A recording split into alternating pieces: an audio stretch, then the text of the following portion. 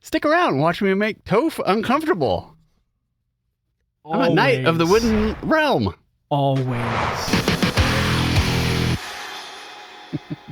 This is it. This is my life. This is what I've come down to these days.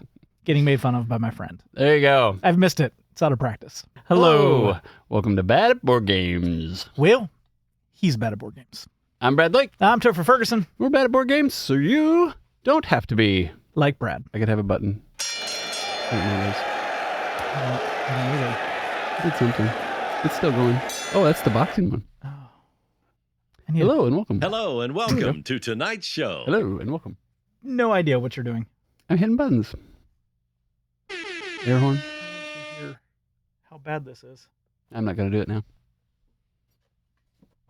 What are we talking about today, Toph? I don't know. I simply don't know. No, today we're talking about An Age Contrived. Yeah, let's try that one more time. An Age Contrived. Mm-hmm. So this is Age of Contrived. No, or An Age of Contrived, or Age of Innovation, or any of those. Yeah, An Age Contrived. This is a game by Chris Matthew, and it's published by Bellows Intent, which is an indie publisher. Or them, right? This was a Kickstarter, so I think this is just their company name, Bellows Intent. Awesome. So. I can say they put out a beautiful looking game. Yes, they did. So, yeah, good job on that. Good job on that. Excellent. So, because I need notes, what is our next thing? I forgot already. So, what is the theme of this game, Brad? The theme of this is you have energy, different kinds of energy, and you're going to go around and build your realm up. And you have to build all the smaller monuments before you get to build the big one. And when the big one's finished, game's over. So variable, time to build, time to play. In conditions, something like that. So, yeah. And you get, beautiful production. Kind of that, like this guy, like I said, is a woodland knight, ranger kind of thing. Toph's got a magician. It's kind of asymmetric with each one of the different players. So giving you that theme of, magical days and all of that. Yeah, definitely fantasy driven with all the different things that are going on and how you can play your character. Yeah. But not role playing in any way, shape, or form. Nope. So what are we on about the mechanics?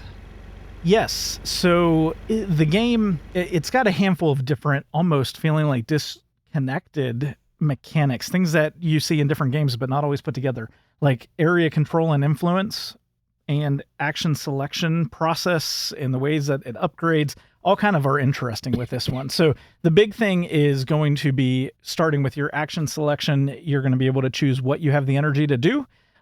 Area influence or area majority comes into play a little bit later on as you start building up these monuments and then committing your energy to them to be able to give you more benefits down the road as you keep going.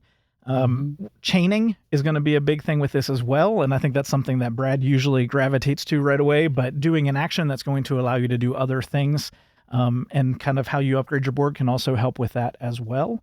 Upgrading is another thing, so you're able to do a handful of different upgrades on your actual board itself. You got some pretty cool tiles that you can swap out for new actions or improved actions, or even some other tiles that allow you to race up some of your tracks, almost like tech trees, a little bit faster to be able to either put more things out on the board, gain some influence, maybe get some end game scoring in as you go. Those are the big things. There's a little bit of drafting, especially in the way that these tiles can come out and you can upgrade your board. But those are the big ones. Did I miss any that you can remember? Nothing I can really think of. I mean, there's also like a bit of a push-pull mechanic when you're trying to build monuments, like the last person to get there. So you're trying to time, do I put one down now? And Toph would go. But, Toph doesn't want to go because then you'd get the third slot. Like, reminds me a bit of Blitzkrieg and that little bit of a mechanism kind of thing. So who goes where and when and how are you going to do that? Or can you do it twice so that you can lock somebody out? Yeah, being the one to complete is always a benefit in this game. Yep. So player count, best player count. We've played it at 2, plays up to 5 or 6. 5. 5. Yeah, I was right. I think this is a 3+ game. I don't know about at 5, but I definitely felt like we would have benefited having another player, or an automa or something that kind of helped move things along. They have a mechanism to move the game along, but I think I'd rather have more people so that you didn't have to have that mechanism. We'll get into that in pros and cons. Time. It took us a little bit longer because we were just trying to like get through and make sure we're doing the rules right and things like that. But once again, let's see, 90 to 120 minutes. I think it's about right. I mean, it took us 3 hours. So I think you're going to be in that 2-hour range. 90 to 120 minutes, I think, is probably accurate. I think I'm thinking of the more players that play. I agree. I don't think 2 players is the appropriate player count. I think it needs 3 or more, but I'm thinking 4 or 5 is going to take a long time. And maybe not. And it could, but it could also just, you build the monuments faster. It could end up being that kind of thing. It just really depends on how much analysis paralysis you have. So I didn't mean to be talking so much, but basically you have 2 portions. You can do 2 different things on your turn, right? One is you've got this really cool tableau. It's all mechanical. It drops things through and shoots them out. You can essentially take one of your extra, I forget what they call these units. We're going to call them tiles. These tiles, and you can load your machine, your transmuter. And when you load it, you get to decide what energy cubes you're going to put in there. Each one of these energy cubes have different symbols on them, and it allows you to do different things depending on where they end up, using them, not using them, so forth and so on. So that's one thing you can do, and that's kind of like a short portion of your action. The other thing you can do is you can then use as many of these spaces in your machine on your turn, but then realizing like if you use them all, then you're going to be spending time trying to reload the next 5 turns, reloading it and getting everything moved to where you want. So, you're going to be able to take the actions as long as you have energy on the top and bottom. So your tiles have 2 sides to them, tops and bottoms, and the bottom is the energy that you need to be able to take the action on that slot. Right. So if you don't have it, you can't do it. And when you do the action, you remove that piece. The top is what you can do fun things with. Yeah. So when you have that, then you pull the little slide, your pieces fall out. Ta-da! It's cool. It's the reason I bought this game. Let's just be honest. The engineer in me was like, that is awesome. Now, you don't get to do that on every single time you take that action on that slot. There's specific things that will allow you to pull that lever and shoot those pieces out. And when you get them, it's a lot of fun. I will admit. It's gimmicky in the best way. So those are the 2 things. But when you take that action on your tableau, it then triggers something else, right? You can take those pieces and try to build a monument. You can take pieces and put them in here where it's a market, just like Lost Ruins of Arnak and all the other open markets. When you have enough, then you can pay for the upgraded slot that you want to put in your transmuter device. You can, do different things based on where it is on your tableau that allows you to do all the stuff out here. So in that sense, not super hard, but then there's the things within. Yeah. That kind of change things up a bit. But overall, that's your turn. Pros and cons? Obviously, we just said this, the mechanical things of this game, which I think are gimmicky, but at the same time, like the fact that each of these pieces are magnetic. Magnets. Yeah, and so they attach and stay. And this is, I've never seen it. Like I would have, some of the bigger publishers would have charged you an arm and a leg for this. Yeah. And this, honestly, for the price, with all the stuff you get, the Azul tokens, all of game trade, everything is game trade. Super nice. It in is. the deluxe version, you get the nice metal tokens for each player. Some just really cool stuff. And that makes the gameplay fun. Like, this is great table presence. You want to play this game because you're like, I've never seen anything like that. Or if you have, it's like, oh, that's pretty cool. But like, all these buildings start flat and you're trying to build them up. Go figure. Called a building. and I won't put it back the right way. He's not, and it's killing me, but that's okay. But it's I'm going to still try not to cool. look. Look, Toph, it's messed up. I'm going home. I'm going home. Yeah, that's one of the pros that I have. I love also the fact that these pieces do different things. So like it's not just here's a tile, go do what you want with it. Yeah. But it's like, oh, here's the rose. The rose allows me to move up in my tech tree. Yeah. Here's the one that has it's like the magnet one, and that allows me, when I bring it out from the board, I can put it back on. I'm not going to put Toph's back on my tableau, but I can put it back in my tableau that would then give me re-energize that specific tile. Like, I do like that. I agree. Yeah. I like being able to upgrade these tiles. Like, this doesn't have anything on it, right? But then I can upgrade it to where it's more to my benefit Mm-hmm. the next round and so forth and so on. Yeah. Those are two of mine. I'll let you go if you would like to. I liked the mechanism for building the monuments. I liked this, like, if I go first, Toph's may or may never want to go here, at least not anytime soon, because if he goes there, then I'm going to try to jump in and get the third one. The last person to fill the monument section gets to build it, and they kind of get the better bonus. You're always going to get a bonus if you contributed to building it, but it's always better to have your token bound to the monument for multipliers at the end of the game. Yeah. Right? And the token that you put and bind to your monument changes based on the multipliers you're trying to go for. Mhm. Right? So it's not like just, I'm just going to grab any energy I want, but then you're losing that one and you can't use it later in the game as you go. So like, I dug that. Yeah. Yeah. And it gives you options, which is good. Sometimes in games it gets a little too tight in all different aspects, and that's one that I think gives you options. You can pick and choose what you want to focus on and what's working for you, what's not. There's wilds. Do you want to use them? Well, maybe you do because of end game scoring. Maybe you don't because you want to use it somewhere else and not commit it for the rest of the game to a slot you'll never use again. Yeah. Those are cool. One of my cons with that is it's hard sometimes to get into the region to be able to build things and expand. Yeah, that's going to be the biggest con, really, is that your character has to be in the region or have a bridged region with that. And I think we found that the most limiting of the game. And honestly, where I found that I think it made the game less fun. Like this, if that one rule wasn't in this, I think it would just be a fun game to play.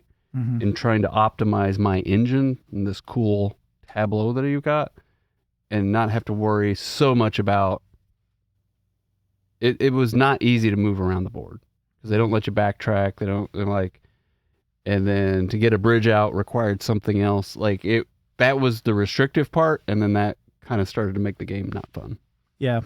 Yeah, which is weird because you would think as you go and you expand out, it would become more fun, but it got to where, okay, so now I built something. Oh, wait, I'm not in that region. I can't build that. Okay, so let's pick something else, a different action. And the moving action just doesn't flow. It doesn't flow. And you're only moving one or two spaces. Like you're not moving far unless you get later in the game and you get some benefits and bonuses that can help you move a little bit, which is still few and far between. It felt like it, at least for us. Other pros, mechanism. I mean, I like the fact that you are upgrading this, and I think I might have already said this, but you get to upgrade the bottom section, which is the action selection you're choosing, right, based on the energy that you have. You get to add these tiles, slot them in here, so the first person to get this tile, can slot this in here, and it's a double. All the others are singles. So there's kind of this race mechanic to get some of these top upgrades. And those come into play, just so you're aware of what they are, as you have tiles in your board that match. When you take that slot, if you have multiples that are matching in that slot, you can add them up, and then you start to be able to do things with them, like move up your tracks, move your character, something like that. So, like, if I had slotted this in and I have, the boots here and the boots here, this action lets you, like, take that action something like that. I'm getting it a little bit off, but yeah, it's kind of a duplicate of that action as a bonus somewhere else. So now when you do that first slot, if you add them up, now okay, well look, I can now move as well as take my bottom row action for that. So that's cool. That is cool. Took us a while to figure out what that was, and then all of a sudden it was like, oh wait, I want to do that more. Yeah. So, and I guess another pro really is like there are a lot of so many neat things. There just really is so many neat things. It's peppered with a whole bunch of neat things. It also, while you have so many different things, you have specific scoring conditions, but they're not crazy to keep in mind as you go. It's printed on the board. You can watch them. You can see them as you go. You know what the bonuses are that you're going for if you're going for some of these special things, but it's not overly complex. You know, you look at a game like Lisboa and you've got a scoring at the end that's like 9 things you have to add all up together and then put them together and finally you get your score. With this, it's just, okay, well, there it is and it's done. So that makes it a little bit easy to deal with all the things that are going on the board that you can kind of pick and choose and play from. Yep. So the BGG weight rating. I think this is where you and I disagree a little bit, but BGG is saying what? BGG right now is saying it's a 3.6 out of 5. I don't believe it. I don't agree. No, neither of us agree that that's what it is. Now, where we disagree is I think it is heavier than like just a medium, like 2.5. I think you were thinking. Well, okay. What do you think it is? I think this is somewhere sitting around a 2.758, 2.8. And I think that's what I was saying. I don't think this is a 3. I don't think this is even as hard as Castles of Burgundy. Once you understand it, like some of it's a little like, what are they trying to tell me here? But I don't think this is a 3 weight. I think that's really what I was saying. It's like you're a whole point below what BGG is saying. I don't like, I guess I kind of expected it to be a 3.5. And I think I was a little disappointed that I felt like it's under a 3. Like I didn't think this was difficult. You know, and maybe because it's hard to move around the map, maybe people are finding that, or, you know, there are so many things you can do, but I never felt like there was like, I've had a lot of games are harder than this. Yeah, a lot of games are. And the gimmick, like the getting to understand the mechanics, because it is so different to think, I'm going to take this slot. Well, this slot allows me to do this action. You know, this slot allows me to pick and choose one of these tiles or spaces to shoot my tiles out. Like once you can identify the mechanics and then the gimmicky side of it to understand what's going on, the rest of it is not like, that's not gameplay difficult. That's just, oh, I got to learn the rules. Once you get to know the rules, everything else just flows pretty.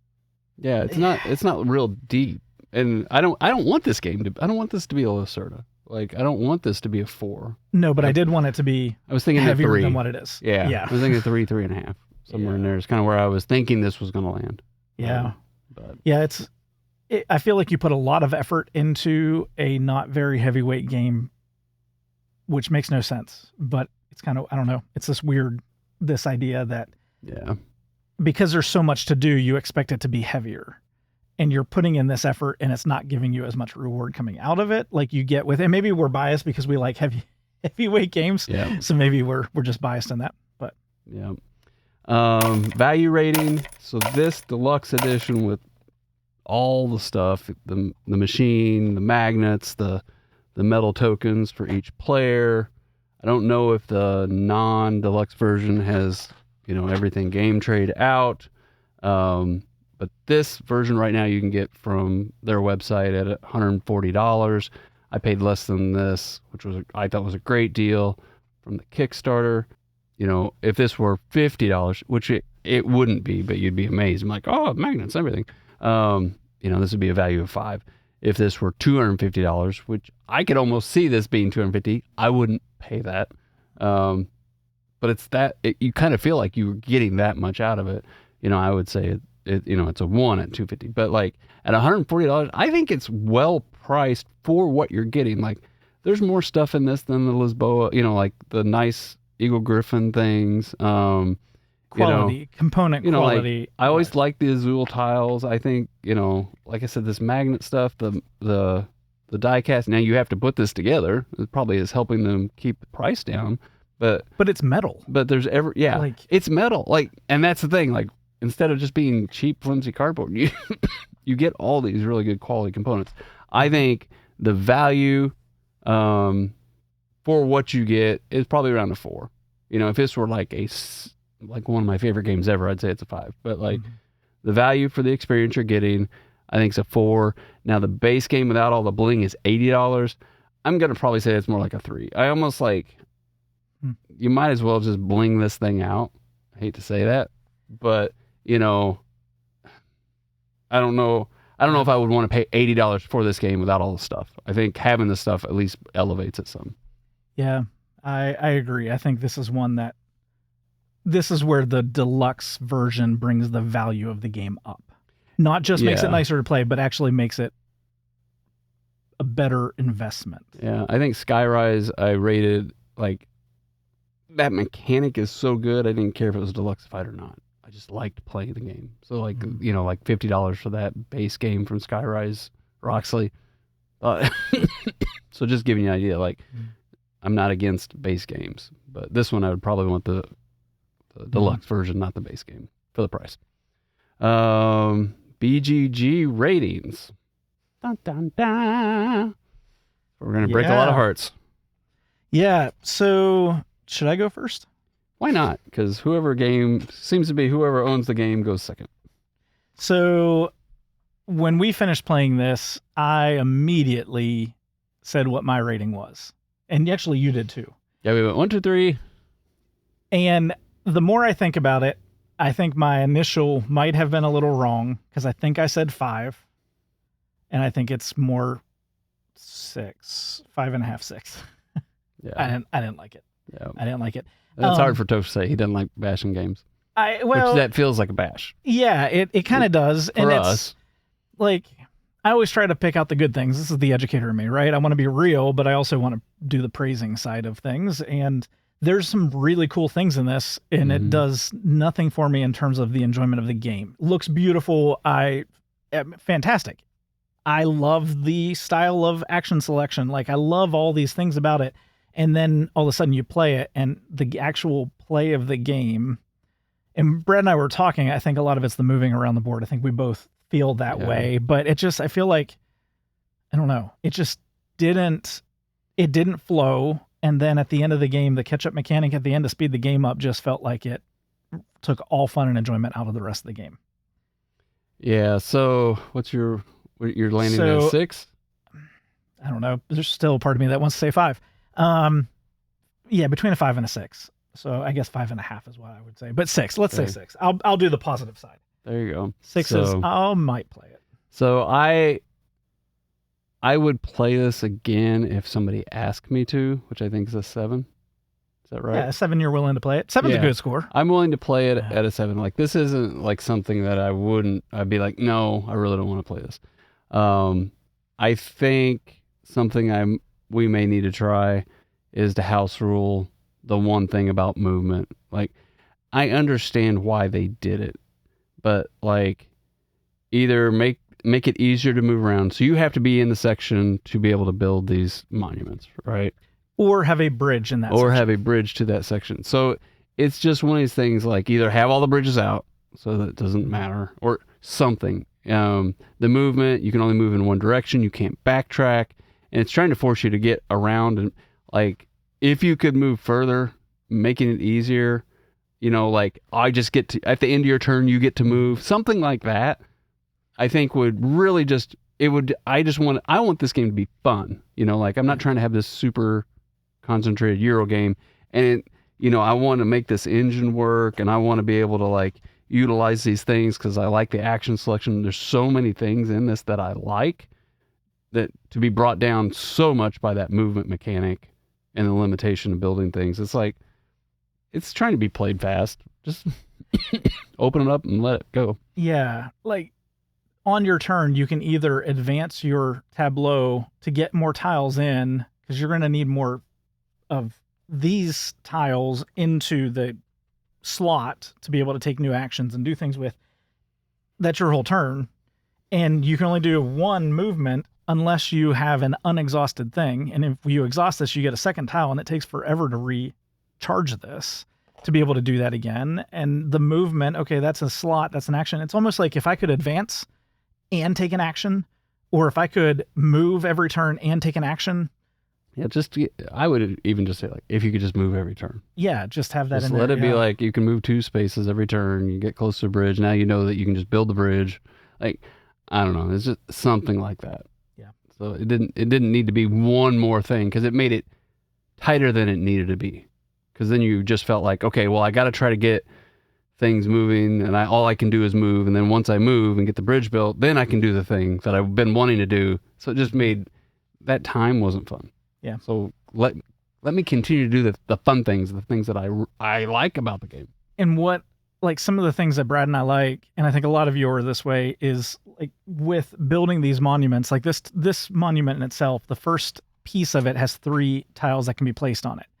If Brad's over in one section, I'm in the other, and Brad can't get to me, then here I am building up a monument and Brad can't play into it. And part of the fun is that push and pull of when am I going to play, and trying to kind of work together at it so you both get benefits, but then also trying to be the one that completes it, obviously, because then you get bigger benefits. Yeah, and then you have a race, right? Mm-hmm. You know, so it's cool. But it is cool. It's a fun thing to play with. Yeah, it is cool, and I just thought, when we both thought, that one part of it made it not cool. Yeah, enough that I don't know if I really ever want to play it again. Like, I will. I want to give it more of a shot to really solidify my score. Mm-hmm. But yeah, I was quite disappointed. So, what do you think? Is this a game for you? I guess, who is this for? If you're looking for something lighter than what the box says, that's one. If you just want some really cool blinged out things, look at other people like this game a lot. So there's like a good, like cult following kind of thing that likes it. But just understand, watch some gameplays, see what you think. How is that going to go? You can't take our word for gospel, right? Like, just because we, aren't super hyped up as everybody else doesn't mean that this isn't a good game. That's completely right. Like, there's a lot of good games out there we don't like. Yeah. And there's some really not so great games out there that. Terraforming Mars. Not on Mars. Terraforming. God. Horrible game. To my point. He hates it too. I'm going home. God. My day just got better. I'm going. Anyway. What are you going to say? I have no idea what I was going to say. Terraforming Mars is absolutely a fantastic game. Brad just doesn't know what he's talking about. Mm-hmm. Yeah. I think this is a good game for somebody who maybe is looking for that fantasy theme with something fun and unique and different. Mm-hmm. That with a lot of wide open things and choices that you can have with a lot of multipliers at the end. Yeah, like I can see this being something that could be a lot of fun at a convention where you're sitting down with a bunch of people you don't know, you're doing something fun that's not really a party game, but you kind of get that feel of doing something fun with, the gimmicky things, the things that I really like about the game. Not as much for like our gaming group, which is very much a heavier weight Euro-ish, sometimes Ameritrash, it just kind of depends. Gaming group, I don't think this is one that hits with our group, but I could see this with families, or I could see this with, especially... Yeah, it's a little longer for families. Not young families, sorry. I'm thinking, well, see, I grew up in a gaming family, and so like we get together as adults and we sit and play games. Like, those are the type of things that I see this more for. Yeah. So what do you think? Are you disappointed in our review? Is it something you're like, oh no, I've got it, I love it? Those are the kind of things, comments that we want, so that other people can say like, yay, I'm aligned with that. No, I'm not. And here's why. And maybe we missed something. Mm-hmm. Yeah, and that happens. We're bad at board games. Maybe we missed something. And so if there's something that you think is spot off with our things that is something different, let us know so that we, get a little bit better. Exactly. And just remember, no matter how you play, whether it's solo, with family, or your friend, enjoy whatever games, including Terraforming Mars, you bring to the table. Have a great night.